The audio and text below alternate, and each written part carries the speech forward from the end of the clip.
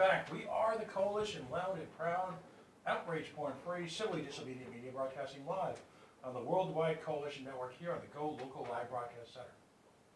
Here deep, deep, deep in the heart of the city we love, Providence, Rhode Island. 90 Weybosset Street.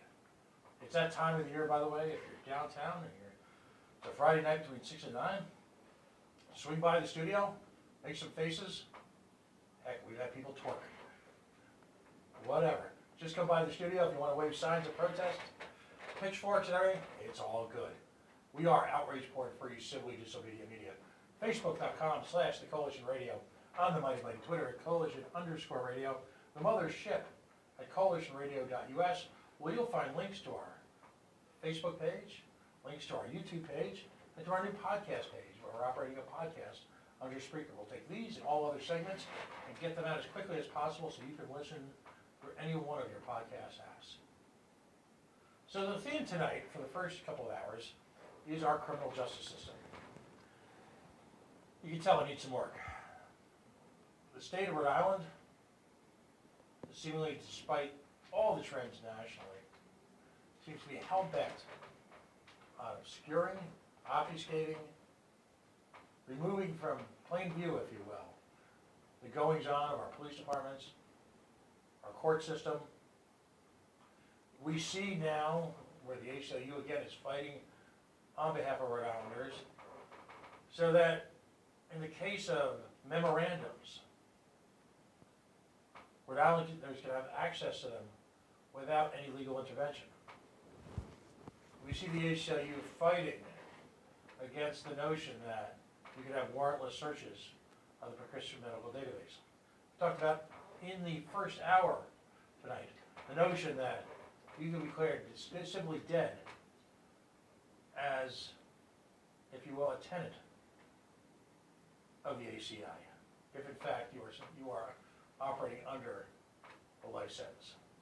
It's astonishing. You know, I use the workhouse analogy a lot. Quite frankly, it's almost like in a throwback mood to the 18th century, and you have the poor houses in England. The next hour isn't going to make you feel any better, if that's what you're looking for. Dimitri Leskotis joins us really for the first time here at the Coalition. I've known him for a number of years now as a member of the civil liberties community surrounding particularly Pawtucket and the greater Pawtucket Providence area. He is one of the folks involved in something called the Rhode Island Accountability Project. And by the way, that is riaccountabilityproject.com. There's a direct link to it on facebook.com/coalitionradio, where you can look into some of the research they've done, some of the cases and the situations that they fought. But we've come to really a moment in time where the state, in conjunction with the criminal justice system, in conjunction with police departments, seems to be working overtime to obscure their behavior at a time when body cams are being incorporated in police departments across the country to provide some level of accountability during violent civilian police interactions. It's almost like we're going backwards in our civil system. And we're going to talk about that tonight. We're going to talk about the Rhode Island Accountability Project. And we're going to talk about what we as citizens need to start doing to assert our civil rights here in a state like Rhode Island. Over the past few weeks, we've brought not just the ACLU on, now tonight the Our Accountability Project. We've brought folks on who are doing First Amendment audits. These aren't happening because folks have just decided to wake up and give people some grief. These are happening as a direct result of the behavior of individual members of our government, of our ruling class. If we don't take the lessons we've learned tonight and find some way to incorporate into all of our daily lives, not just the activists that you'll see routinely on this show, but to all of us, we all will suffer. Gradually, our civil rights will erode to the point of nothingness. We as a society can't simply wait for us to be the quote-unquote victim. We can't wait till it's our turn to suffer injustice. We can't wait until one of our family members is arrested on a front lawn of a private residence in Pawtucket, put into jail for an entire day without a reading of their rights, for behavior which was completely legal. Can't wait for that. Because if you do, it will simply be too late. Michie, welcome to the coalition for the first time. Thank you very much. Thank you, Pat. for coming on. It's been a long time. We've We've known each known other. There is a community of hard liberty activists in this state who work overtime. Because all of us, we work in the dreaded private sector here today, who work overtime to promote liberty for all. And you folks at Pawtucket have been on the forefront of that for a number of years, and I just give you guys all the credit in the world, because again, you have lives, jobs, responsibilities, businesses. This is something that you just don't have the luxury of kicking back and doing all day. The millionaire Bruce Wayne existed only in a comic book. Yeah. There are those amongst us who wear no capes, but manage to accomplish a lot of the same things in their own private time. First of all, give us a little bit of background about yourself, and particularly the Accountability Project, how they came to be and what they've been involved in. Yeah, I'm just your average guy, small business owner, city of Providence. Always been interested in civil liberties, libertarian style belief system. That's it basically. How I got into this was just basically a random, traffic stop, and it kind of snowballed into this movement. We were all at one point in time were operating under peaceful lives, where we went home and watched TV. Right, exactly. And, Something triggers you, yes. I was triggered. And we joined bowling leagues and Knights of Columbuses and went about our lives, and all of a sudden, the hands of fate just sort of reached in, grabbed us by the scruff of the neck, and Right. now to quote the immortal Godfather 2, we try to get out, pull us back in. So what happened in this traffic stop? What? It was a basic traffic stop for an inspection sticker. Actually, that wasn't even valid. The car was registered in Maine, so that was, but they pulled us over, and, the police officer came, I was a passenger, came to my side of the vehicle, and demanded my ID. And there was somebody in the back seat, too. I looked right at him, and I was looking at the situation, and being a civil libertarian, I said to him, I said, listen, I don't have a problem giving you my ID, but you need to give me some reasonable suspicion to believe that I'm involved in criminal activity. This is an inspection sticker you pulled us over for. And I know how the fishing expeditions work. This is a way for law enforcement to get incidental arrests. They demand ID from everybody in the car, and they hope to catch a warrant or, this is how it works. So I refused. He pulled a tantrum, basically flipped out. You're going to be one of these guys, get out of the car, put me on the sidewalk, decided he was going to search the whole vehicle. And at the same time threatening me, if I find something in the car, it's going to be yours. At the end of this incident, I was just so aggravated that I wanted to file a complaint against him. And to top this off, he was training a rookie at the time, which really bothered me. Yeah. Now, here he is, supposed to be setting an example for protecting civil liberties, yet he's, basically acting like a tyrant. Right. And teaching this young female officer, the ropes, Yeah. per se. Training day. Yes. So I put a complaint in. I emailed back asking how it was going. I finally got a response that said it was unfounded. So I proceeded to ask some more questions. I wanted to get a copy of it. They would refuse to give me a copy of the report under privacy issues. And I responded back. Now, at this point, I was talking between the safety administrator and the mayor in Pawtucket. And they wouldn't release the report. I ended up doing some research, ended up studying the Access to Public Records Act a little bit.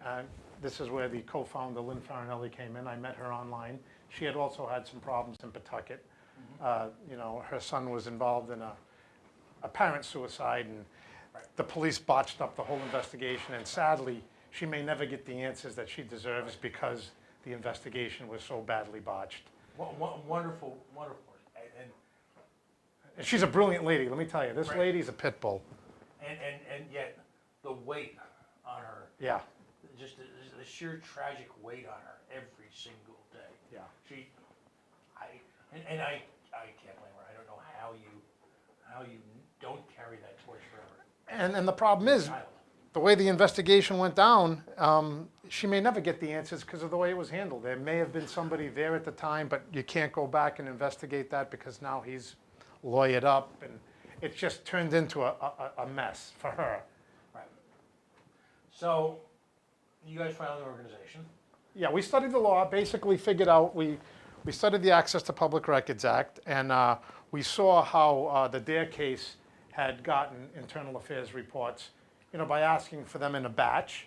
Right. And this was, a legal case that they had won, I think, back in 1985. Right. And so we basically asked for reports in a batch, in a similar batch format, and we got them. And I was able to look at my internal affairs investigation. It was the questions I had asked, basically, which were, I was wondering what standard the officer had, what was the reasoning for demanding ID. Those were never even questioned. So they did a basic whitewash, and it was unfounded without ever asking any of the hard questions of the police officer that should have been asked. So. And we're talking here now. I want to posture this the right way. Police officers there must be some exigent reason for you to be stopped as a citizen. Absolutely.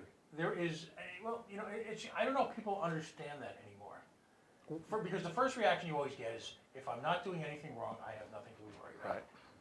Our good friend John Miner was doing nothing wrong, Right. and he turned out he had a lot to be worried about. He ended up detained, he spent a day in jail Exactly. without his rights being properly read. We're talking about an individual who was a member of the United States military, Right. Marine. Marine, honorably discharged, leading a life of was quite happy solitude, literally doing nothing wrong, and you get someone in law enforcement on a bad day. I don't think it's just a bad day. They've admitted that basically anytime they encounter someone with a firearm, even if it's on his own property, or if you're on your own property, the law really doesn't apply. Their safety basically trump your rights is what they're gonna tell you. Even though legally that's not the case, Right. that's what they're gonna tell you. Right, which is wrong. Right, it is wrong. People have a right to be able to peaceably go about their lives without any interference whatsoever from law enforcement. Absolutely. They need to know where the line is. I mean, and that's the problem here. Law enforcement, the line between your rights and their authority has been blurred to the extent where they just cross over it so regularly that they feel they're entitled to cross over this line.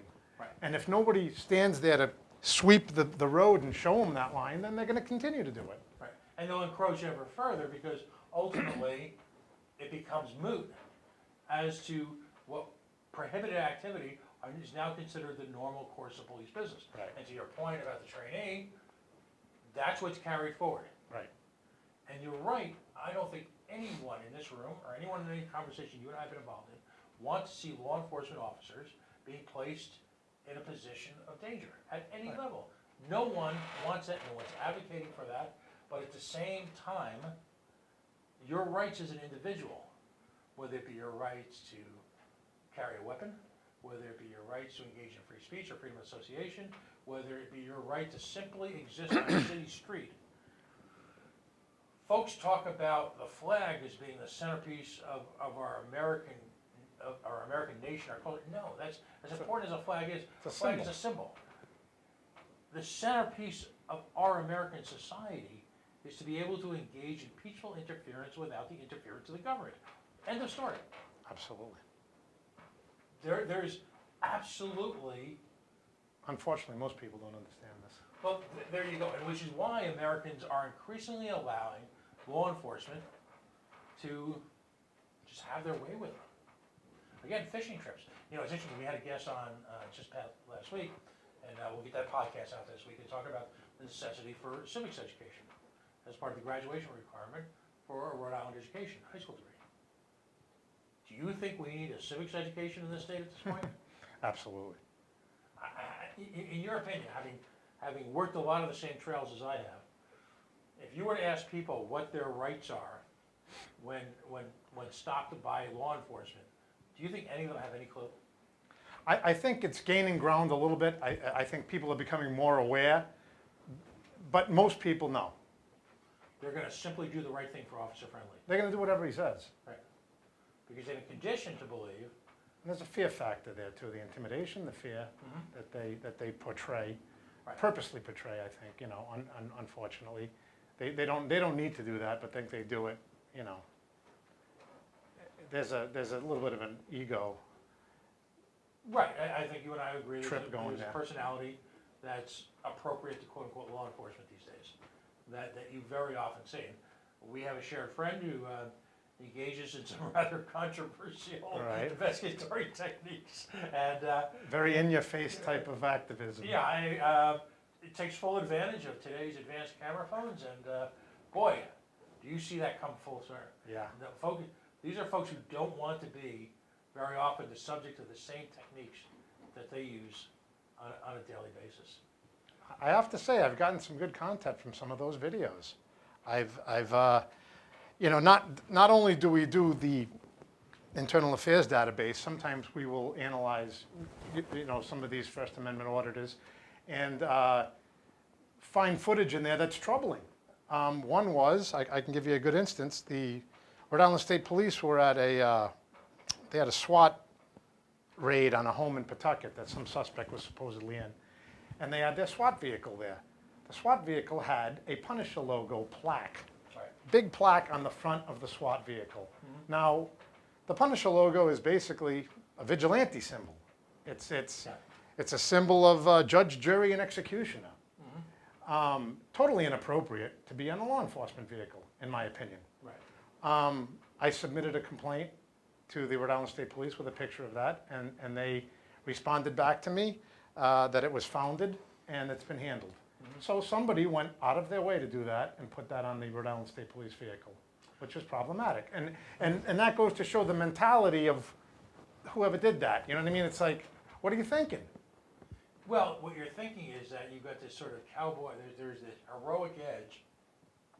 So you going in, busting in doors, and very often for use of a pharmaceutical or a medical device or drug, which quite frankly, very often, more often than not, is a victimless crime anyway. I even hate the term victimless crime, because it's simply not criminality.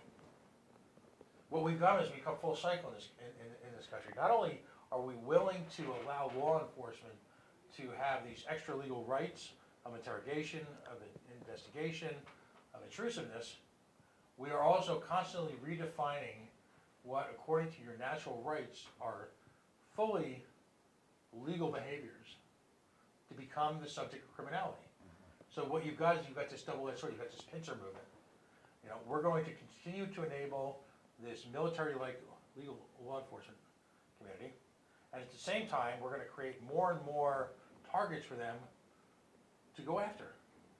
And we're shocked when ordinary citizens then become the subject of this prison pipeline, where all of a sudden they wake up one day and they find themselves doing nothing wrong, yet somehow.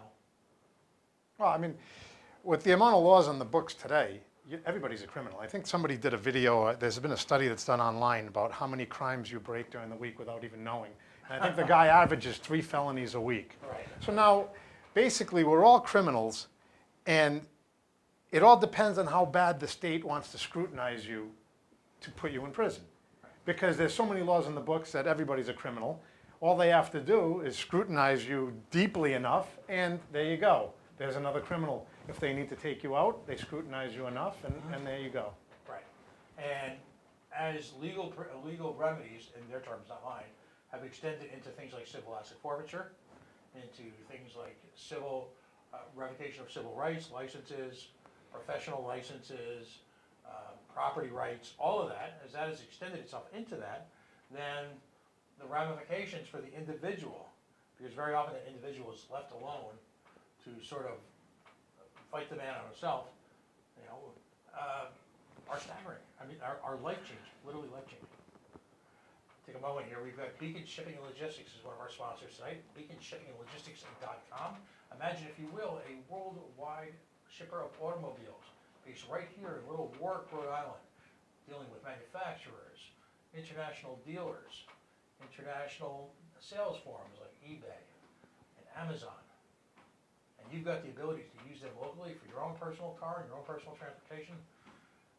It's great stuff. Beacon Shipping Logistics, 1-855-3-SHIP-IT, based right here in Warwick, fully insured with a owned as well as brokered outreach that covers literally the planet. So, as we always say, if you've got that car that you purchased on eBay, you've got Aunt Sally's car that you're gonna use for your daughter's college education out at USC, assuming you had the money to buy your way into it, all right?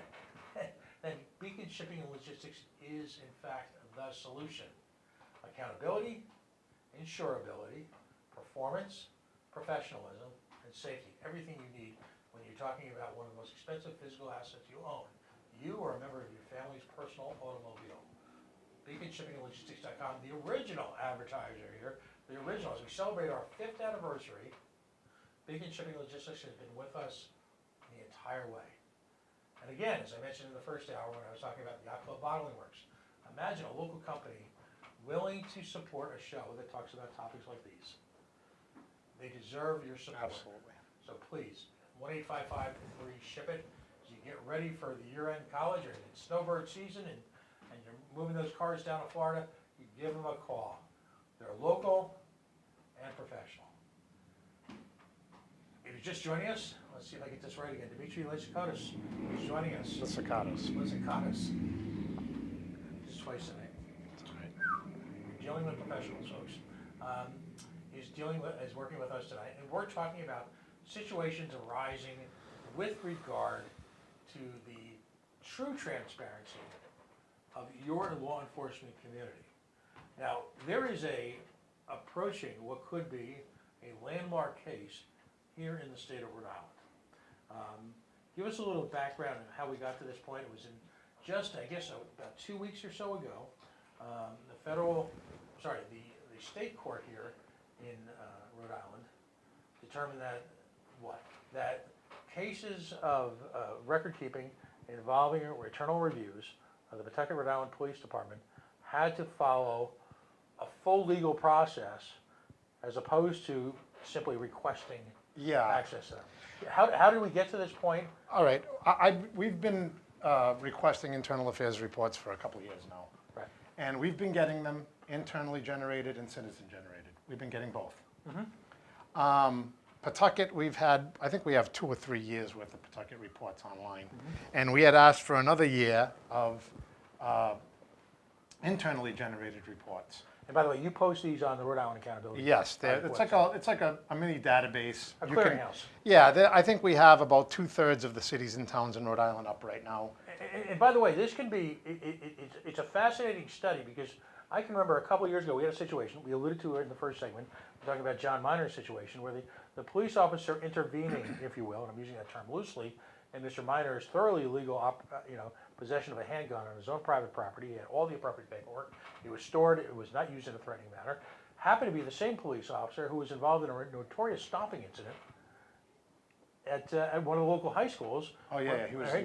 Right. So it's not only is it important that we understand and know what's going on in individual cases, that this type of work allows us to put together sort of that quilt.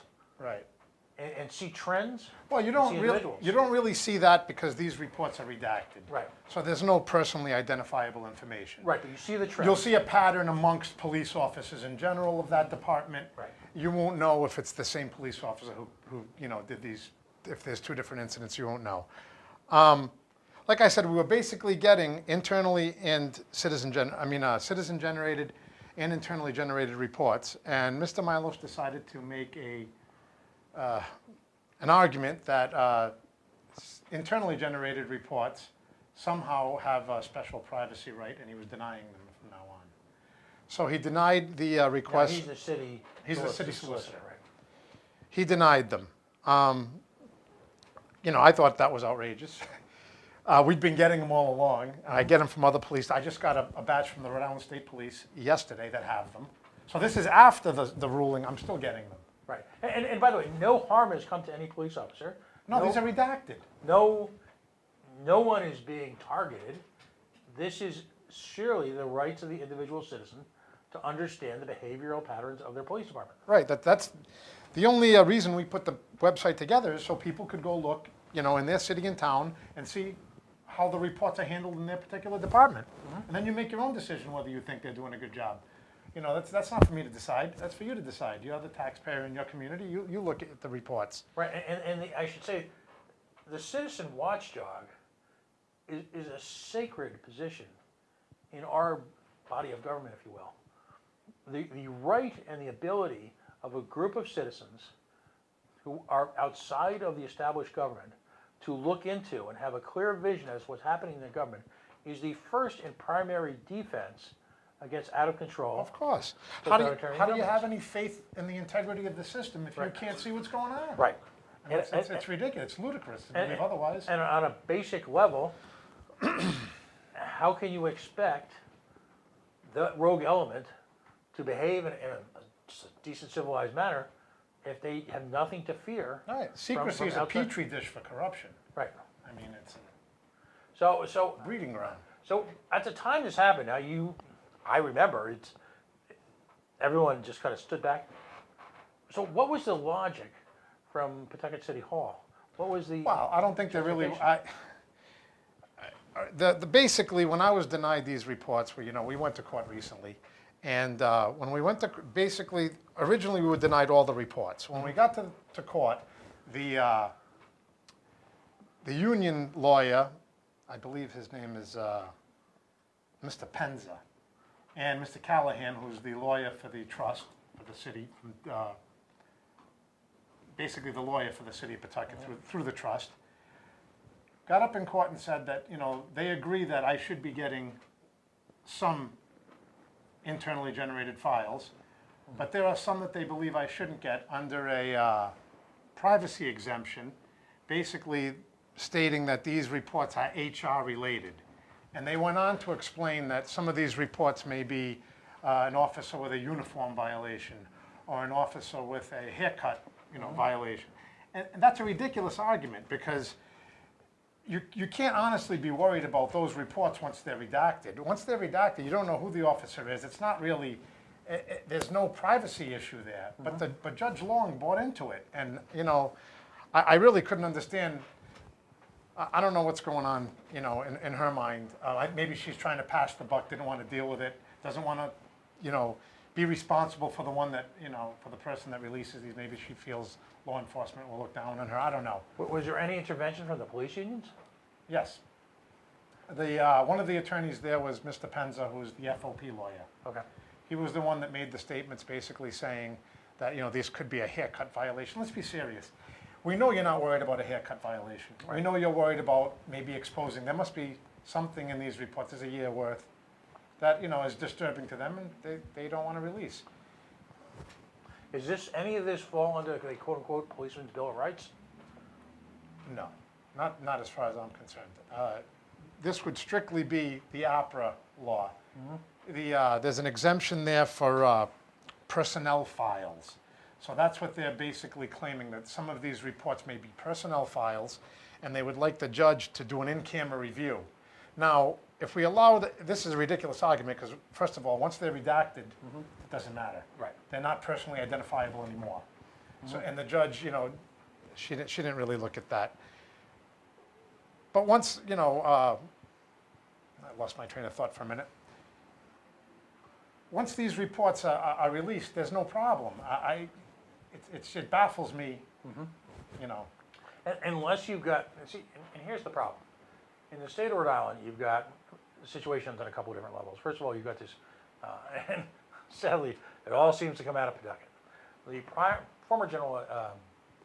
former State's Attorney General, who is Mr. Kilmartin, had propagated this notion, which is being followed and backed up disappointingly by the current State's Attorney General, that memorandums were effectively generated by quasis in different parts of governments are somehow now protected material. Yes. Similar to the argument they're using with me, somewhat similar. Right. So, of course, the ACLU, and we're going to get into it in a second, the ACLU's involved in this case. Of course, the ACL goes batshit crazy, as they should, and rile up the citizenry. problem is that there's a belief now, I'm convinced, by government, that if you just simply bull forward, I guess the old cliche of asking for forgiveness instead of permission, and just see what you can get away with. Draw another analogy completely unrelated to this. There is a provision in the Rhode Island State Constitution that if you increase or incorporate new forms of gaming, there is supposed to be a vote. Pretty straightforward. Most legitimate constitutional experts will agree that the state has violated this with this gaming, the sports gaming. But if no one is there to fight it, as in the case of you and Stephen Brown, or our prior guest and, well, shockingly, Stephen Brown, if no one fights it, then it just becomes established behavior. Right. And that's the new government. Whereas there was a time in our not so distant past where if someone in government engaged in some egregious behavior, they resigned, often in disgrace. Now, and it's funny, I'll trace this back to the Clinton days. Remember, everybody remembers Gary Hart, right? He got caught with the girl in the monkey business boat, and when he was running for president, he was admonished and humiliated, and he did the right thing, as they used to say. Bill Clinton worked through it. Definition of the word is. Right. And so I'm convinced now that the MO, when you see this with Raimondo, you see this with our legislature, push forward, push forward, push forward with your agenda, pass your agenda until someone says no, and then force them to use the legal system in order to turn around the results. And in some cases, you'll have warriors like yourself and your organization fighting on behalf of your constant review of internal affairs reports. In some cases, you'll have the attorney who is just with us, Attorney Dale, who is fighting nobly on behalf of, I'll tell you, talk about an unpopular minority, prisoners with life sentences. You know, you're not going to have people lining up to vouch for them, right? Unless you have someone opposed, and that's the scariest part of today's government, which is why I don't believe you have to be a conspiracy theorist anymore to fear what happens when our gun rights are taken away, and what happens when our Fourth Amendment rights are taken away, what happens when our First Amendment rights are abridged, because there's a clear pattern of government taking us on at every single level, playing, I'll call it a civil rights whack-a-mole, to see what they can get away with. And they're winning. And by and large, they are winning. So at a certain point, you know, at a certain point, they'll lose a couple, but they'll come right back. Well, they have the It's a war of attrition. they have the tools to be able to fight this much better than we do.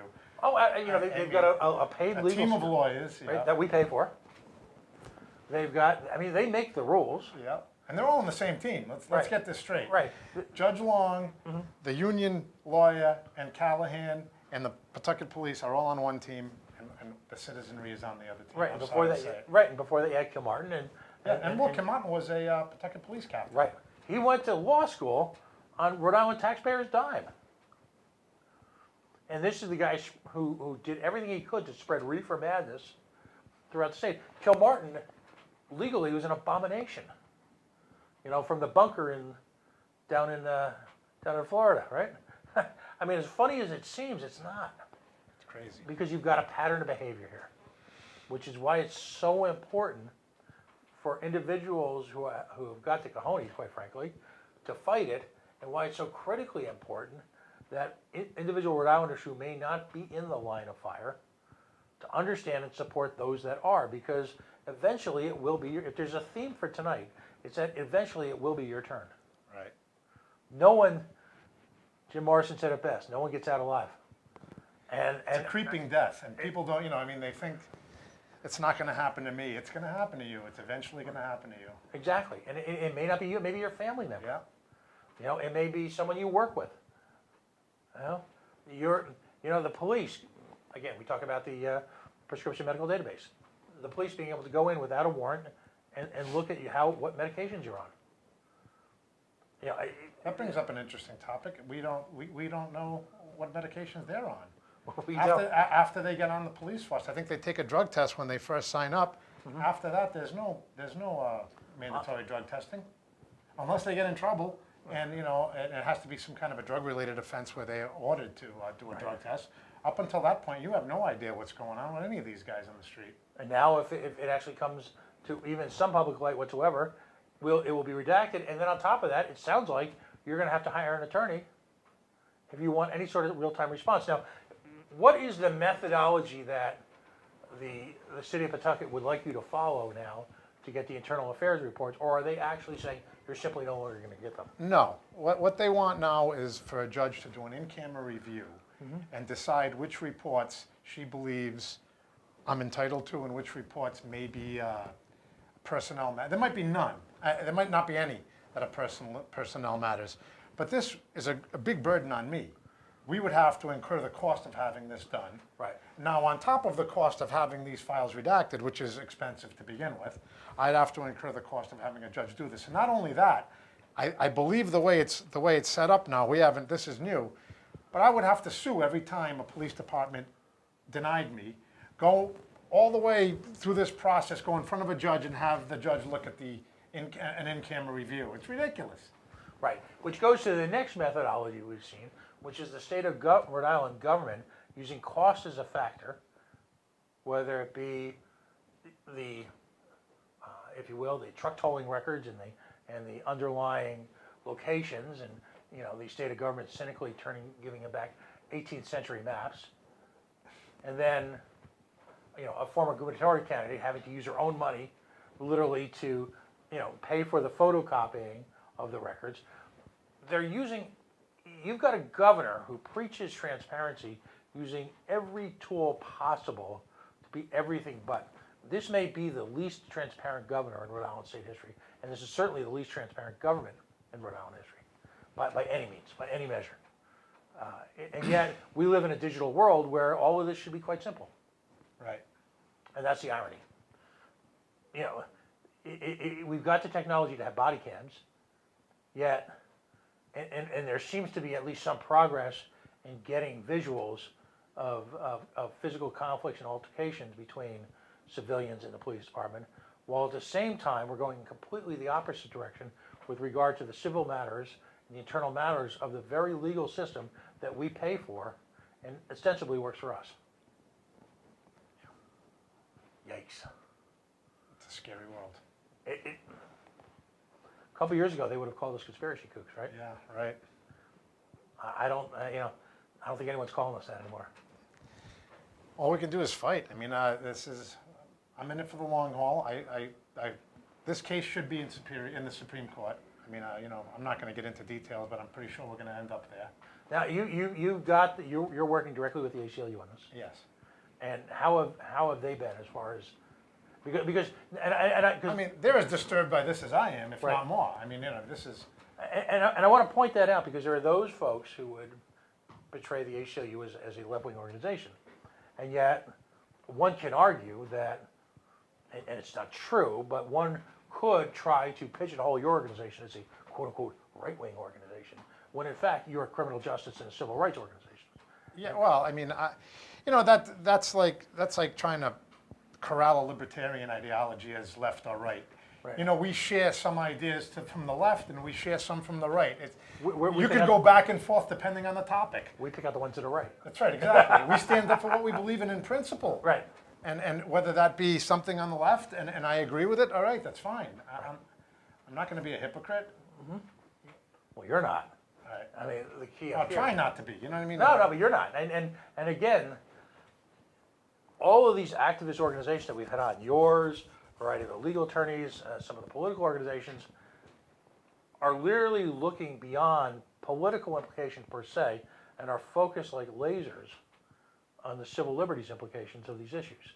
Because ultimately, that's what it's all about, correct? Right. We're all in the same boat when it comes to defending this type of behavior. I mean, if you don't know what's going on in government, if government is secret, and whether you're right or left wing, the tyranny is going to affect you. Right. The resulting tyranny from this secrecy is going to affect you. Right.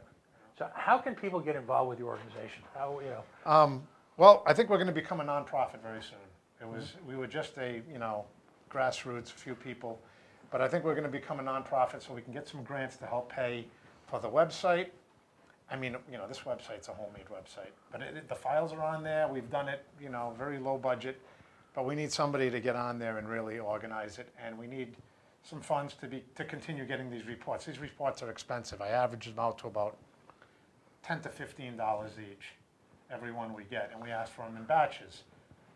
And, it can get and there's no logic with some of these departments. Some departments will be $30 a report, some will be $8, some will be $15. There's no logic to the whole system. It's whatever money they need that week. Yeah, or how bad they want to hide the information so they can, give you a more exorbitant price maybe. I don't know.